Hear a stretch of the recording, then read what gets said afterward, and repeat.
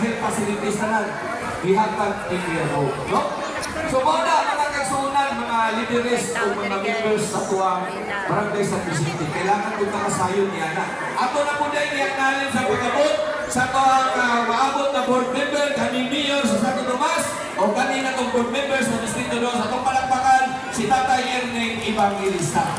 Kung padayon ka, pag-abot sa 2022, 2022, dito na nag-start ang tawag na challenge ni Kuya Go. Ano man? Nakainungtungan, nasuspended si Kuya Go sa second term. Diba?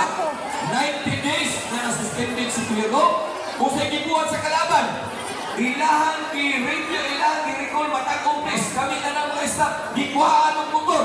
Susihon ko nila matag-umpis. Kung naabagin sila nakita anomalya o korupsyon. Kaluoy sa Ginoo, maski piso, walay